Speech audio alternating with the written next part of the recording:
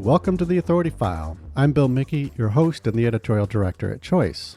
My guest for this series is Simon Dalby. Simon is a professor of geography and environmental studies at Wilfrid Laurier University in Waterloo, Ontario, where he teaches in the Balsillie School of International Affairs.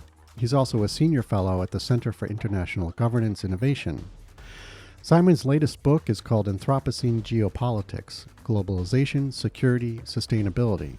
The title was published by the University of Ottawa Press in early 2020, but it was overshadowed by the subsequent pandemic, so we're very happy to finally get a chance to speak with Simon about it.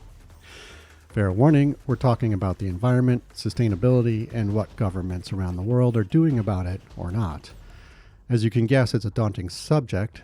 Nevertheless, Simon's book lays out a compelling case for situating our thinking around forward-looking strategies that can guide us toward peaceful outcomes. This series is brought to you with support from the University of Ottawa Press. In this final episode of our series, Simon and I take a much-needed look ahead at policy and management in our Anthropocene era, how COVID is exacerbating ecological disruption, and some of the key takeaways from November's UN Climate Change Conference in Glasgow.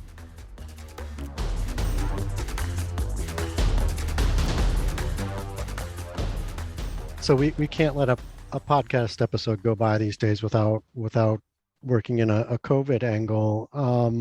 What questions has this pandemic raised about unforeseen consequences of ecological disruption?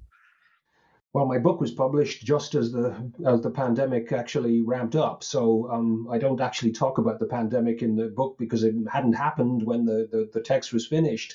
But clearly the implications are multiple. I mean, first of all, is the simple argument that increasingly as human populations impose their clearings and their hunting, clearing for agriculture, hunting for food, invading the remaining so-called wild spaces of the planet, we're coming into contact with animals in new ways, and that's given viruses new opportunities to jump species, to jump from wildlife to humans. We've seen that in terms of Ebola in Africa. We've seen it in terms of Zika. We've seen it in terms of MERS in the Middle East, SARS, and now most recently COVID coming out of Asia. And clearly the disruptions of native landscapes introduces new interactions between animals and humans. Animals are also beginning to migrate precisely because of climate change, but they're migrating through landscapes that have been seriously disturbed by human action. And so there again, the interaction between climate change and animal migrations may be bringing people into interactions with animals in new ways. So there's more opportunity for viruses to jump from animals to humans. On the other hand, the artificial agricultural landscapes that we have generated are also having a consequence on this, because one of the most extraordinary stories about animals and COVID and ecology is the story out of Denmark last year, when the virus had jumped from people into the mink in the huge industrial mink farms in the north end of Denmark. And the real worry there was that the mink would provide another venue for mutations in the virus. And if they then mutated into something that jumped back to humans, this might add all sorts of complexities, because maybe that variation mightn't be something that the vaccines were good at dealing with. So the solution was to simply slaughter the whole mink herd in Denmark. Well, I can't remember how many million mink in industrial farms in the north end of Denmark.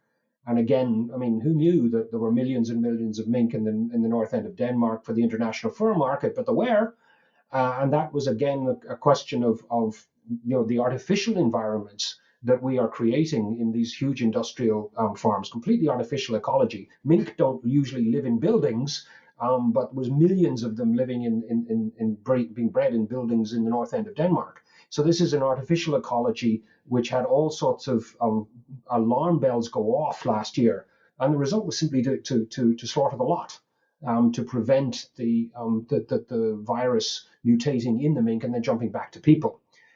So all sorts of complicated interconnections between our increasingly artificial world and disease have been revealed. Another fascinating one was the attempt in India to slow down the spread of the virus meant that back in early 2020, quite a few factories were shut down. A lot of urban transport was shut down. People were basically told to go home and stay home to stop the spread of the virus. A big storm, I think it was called Amphan, was coming up the Bay of Bengal.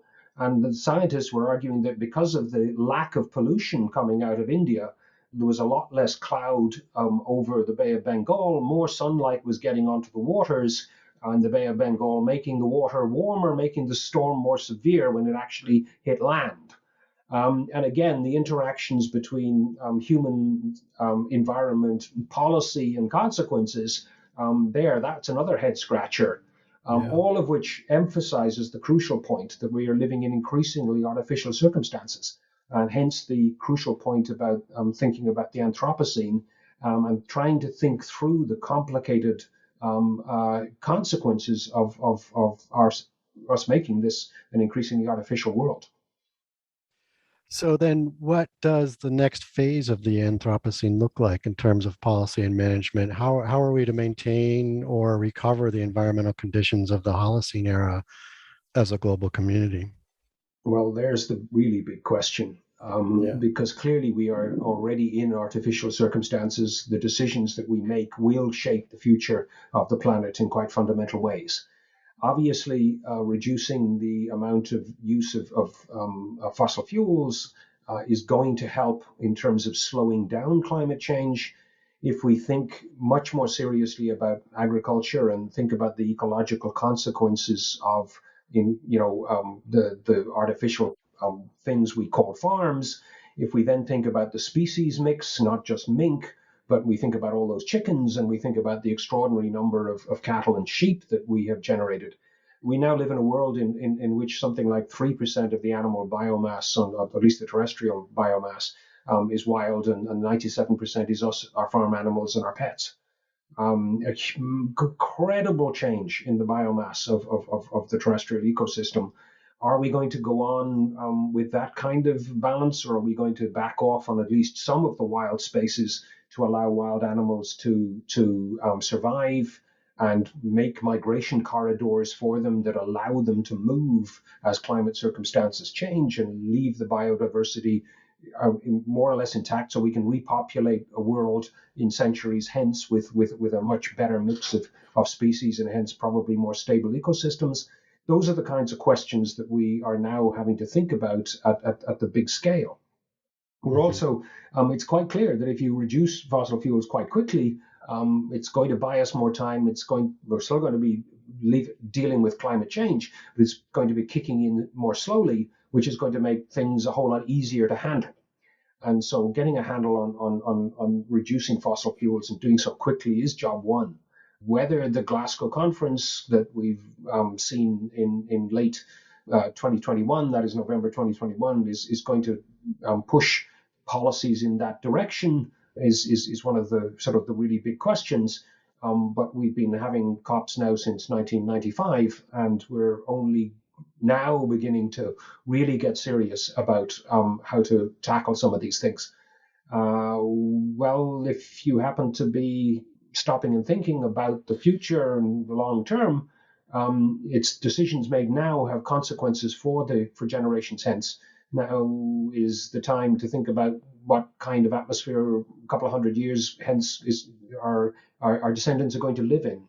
We're not used to making policy decisions about those kinds of questions, but the Right. significance of the Anthropocene is that we actually need to stop and think about that stuff carefully and quickly. Yeah. So you mentioned the Glasgow climate change conference. Was there anything in your mind that was notable coming out of that in terms of, advancing any of the issues here that we've been talking about? There's a couple of things that are noticeable. First of all, they're explicitly talking about fossil fuels. If you go back to the big Paris Agreement 6 years ago, fossil fuels weren't actually mentioned. Now Mhm. it's quite clear that policymakers are realizing we're going to have to grapple with them.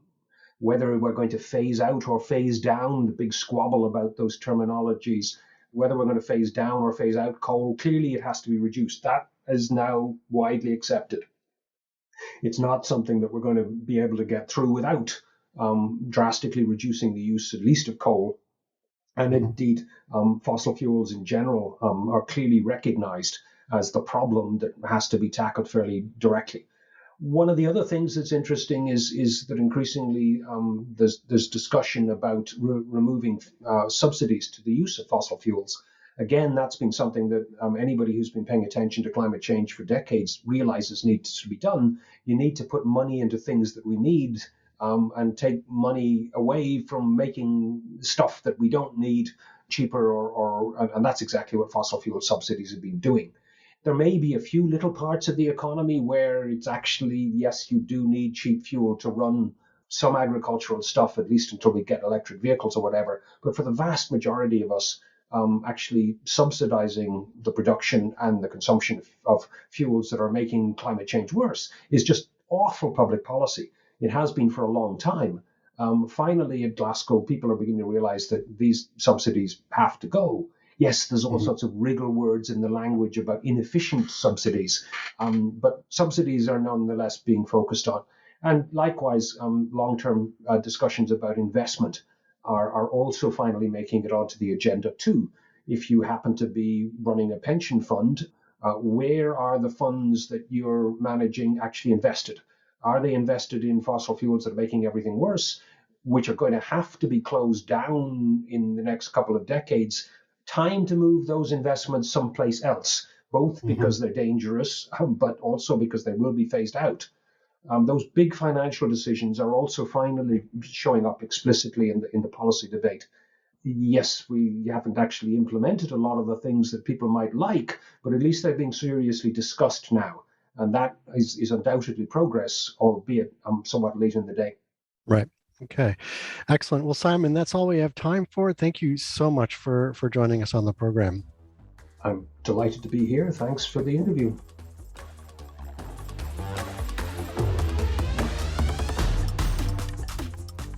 You just heard from Simon Dalby. Simon is a professor of geography and environmental studies at Wilfrid Laurier University in Waterloo, Ontario, where he teaches in the Balsillie School of International Affairs.